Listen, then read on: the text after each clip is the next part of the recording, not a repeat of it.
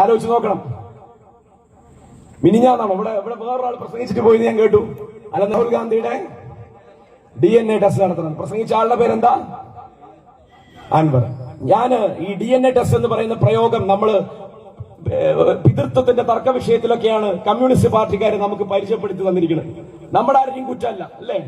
അവരായിട്ട് നമ്മുടെ ജനതയെ പഠിപ്പിച്ചതാ. DNA ടെസ്റ്റ് എന്ന് പറഞ്ഞാൽ അച്ഛനാര് എന്ന് കണ്ടുപിടിക്കാനുള്ള പരിശോധനയാണ് എന്ന് സാമാന്യ ജനങ്ങളുടെ മുന്നിലേക്ക് പറഞ്ഞു പഠിപ്പിച്ചതാരാ? കൊടിയേരിയുടെ മകനല്ലേ? നമ്മളാരെങ്കിലും പോയി പഠിച്ചതാണോ? അല്ല. അപ്പൊ ഈ DNA ടെസ്റ്റ് എന്ന് പറയുന്ന ടെസ്റ്റ് നടത്തി ബീഹാറിലെ കുട്ടി കമ്മ്യൂണിസ്റ്റ് പാർട്ടിക്കാരന്റെ കുട്ടിയാണോ അല്ലേ എന്നുള്ള വലിയൊരു വിവാദം നടന്നിരുന്നു. അതിലൊന്നും നമ്മൾ മറുപടി പറയാൻ പോയില്ല. പക്ഷെ ഞാനൊരു ഡോക്ടറാണ്. ആ DNA ടെസ്റ്റ് എന്ന് പറയുന്നതിന്റെ അർത്ഥം വളരെ കൃത്യമായി നിങ്ങളോട് പറഞ്ഞു തരണം. ഒരു മനുഷ്യന്റെ ജനിതകം എന്താണ് എന്ന് പരിശോധിക്കപ്പെടണം എന്നുള്ളതാണ് അതിന്റെ പോസിറ്റീവായിട്ടുള്ള അർത്ഥം.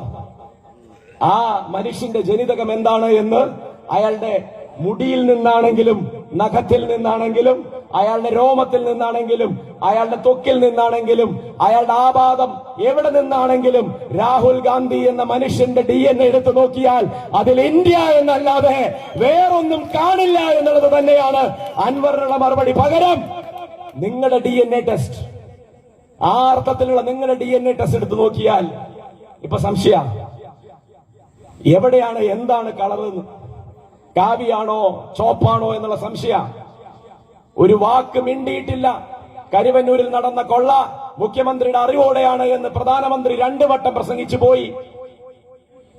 കരിമണൽ ഖനനത്തില് മുഖ്യമന്ത്രിയുടെ മകളുമൊക്കെ കോഴ വാങ്ങിയിട്ടുണ്ട് എന്ന് പ്രസംഗിച്ചു പോയി. ഇതൊക്കെ കേട്ടിട്ടും ഇവിടെ മുഖ്യമന്ത്രി കമാന്നൊരു അക്ഷരം മിണ്ടിയിട്ടില്ലെങ്കിൽ അതിന്റെ അർത്ഥം ആലോചിക്കണം. അതും പോരാഞ്ഞിട്ട് 3-4 ദിവസങ്ങൾക്ക് മുന്നേ വീണ്ടും രാഹുൽ ഗാന്ധിയുടെ നേർക്ക് മുഖ്യമന്ത്രി ചില പദപ്രയോഗങ്ങൾ നടത്തി. ഈ പദപ്രയോഗങ്ങളൊക്കെ ഇന്ത്യൻ ജനത, കേരളത്തിലെ മലയാളികൾ ഓർത്തു വെച്ചിട്ടുണ്ട്. കാരണം നിങ്ങൾ ഈ 20 സീറ്റുകളിൽ മത്സരിക്കുന്നത് ആർക്കു വേണ്ടിയാണ് എന്നുള്ള ചോദ്യത്തിന് പാലക്കാട് ലോക്സഭയുടെ തന്നെ ചരിത്രം ഉത്തരമായി പറഞ്ഞു തരാതെ ഞാൻ എങ്ങനെയാ മണ്ണാർക്കാടെന്ന് പോവാ? 1989 പാലക്കാട് ലോക്സഭയിലേക്ക് ഒരു തെരഞ്ഞെടുപ്പ് നടന്നു. ഇതേ വിജയരാഘവനായിരുന്നു LDFന്റെ സ്ഥാനാർത്ഥി.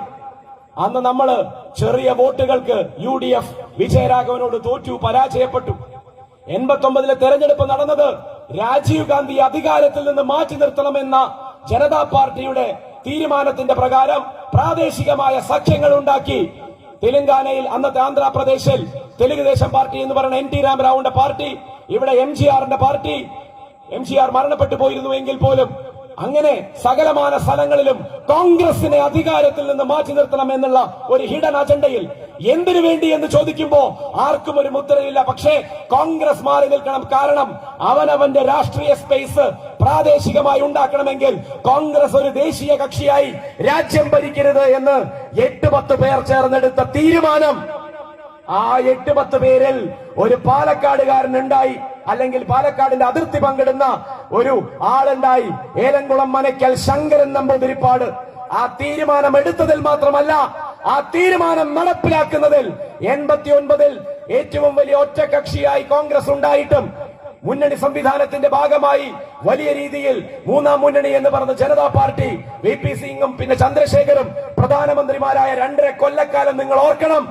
അന്ന് കോൺഗ്രസിനെ അധികാരത്തിൽ നിന്ന് മാറ്റാൻ വേണ്ടി രാത്രിയിൽ ഡൽഹിയിൽ അത്താഴങ്ങൾക്ക് ഒരുമിച്ച് കൂടിയിരുന്നവരുടെ പേര് AB വാജ്പേയി എന്നും ലാൽകൃഷ്ണ അഡ്വാനി എന്നും ഹർകിഷൻ സിംഗ് സുർജിത്ത് എന്നും EMS എന്നുമാണ് എന്നും അന്ന് നിങ്ങൾ പാലക്കാട്ടുകാർ കയ്യബദ്ധത്തിൽ വിജയിപ്പിച്ചു വിട്ട വിജയരാഘവന്റെ പിന്തുണയോടുകൂടിയാണ്. അതുപോലെ തന്നെ BJPയുടെ 60ഓളം MP-മാരുടെ പിന്തുണയോടുകൂടിയാണ്. അവർ പരസ്പരം പിന്തുണച്ചത് കൊണ്ട് മാത്രമാണ് ആ ജനതാ സർക്കാർ ഇന്ത്യയിൽ ഭരിച്ചിരുന്നതെന്ന് കൂടി ആലോചിക്കുമ്പോ അന്ന് പോയ വോട്ട് എവിടേക്ക് പോയി എന്ന് ചോദിച്ചാൽ അന്ന് പോയ വോട്ട് താമരയ്ക്ക് പോയി എന്നുള്ളതാണ് പാലക്കാടിന്റെ ചരിത്രം നമ്മളോട് പറയുന്നത്. അങ്ങനെ അവർ വളർത്തിയ സഖ്യം, ആ സഖ്യം ഇന്ന് വീണ്ടും ഒരു മടിയും മറയുമില്ലാതെ നമ്മുടെ മുമ്പിൽ വന്നിരിക്കുക. ഇന്നിപ്പോ തൃശ്ശൂര് പോയപ്പോ ഒരു പോസ്റ്റർ, ഇന്നസെന്റും സുരേഷ് ഗോപിയും. സിനിമാ പോസ്റ്ററാണെന്ന് ഞാൻ ആദ്യം വിചാരിച്ചത്. പിന്നെയാണ് നമ്മൾ ആലോചിക്കുന്നത് ഇത്രയും പഴയ സിനിമകളുടെ പോസ്റ്റർ ഒട്ടിക്കില്ലല്ലോ. കാരണം ഇന്നസെന്റ് ഏട്ടൻ മരണപ്പെട്ടിട്ട് വർഷങ്ങളായി. അപ്പൊ സിനിമയല്ല എന്ന് മനസ്സിലായി. അപ്പൊ പിന്നെ എന്താ? തെരഞ്ഞെടുപ്പിന്റെ പോസ്റ്ററാണ്. ഇതിപ്പോ ആരൊട്ടിച്ചതാണെന്ന് നോക്കണ്ടേ? നോക്കിപ്പോ ഒരു കാര്യം മനസ്സിലായി. സംഘിന് വേണ്ടി 2 തവണ CPM സ്ഥാനാർത്ഥിയായി, 1 തവണ LDFന്റെ പേരിൽ MP ആയി മാറിയ ഒരാളുടെ ചിത്രം ഉപയോഗിച്ച് BJP വോട്ട് തേടുമ്പോ കമാന്നൊരക്ഷരം തൃശൂരിൽ നിങ്ങൾ മിണ്ടുന്നില്ലെങ്കിൽ, ഈ പൂരം നിങ്ങൾ ഇങ്ങനെ അലങ്കോലമാക്കി കൊടുത്തിട്ടുണ്ടെങ്കിൽ അതിന്റെയൊക്കെ അർത്ഥം എന്താണെന്ന് അറിയുന്ന മലയാളി അതറിഞ്ഞ് പ്രതികരിക്കാൻ വേണ്ടി കാത്തിരിക്കുകയാണ്. നിങ്ങൾ ഇങ്ങനെ ഒരുക്കി കൊടുക്കുന്നുണ്ടല്ലോ സ്പേസ് BJPക്ക്. തനിനാടൻ ഭാഷയിൽ ഞാനത് പറയുന്നില്ല എന്താണെന്ന് ആ പ്രയോഗം.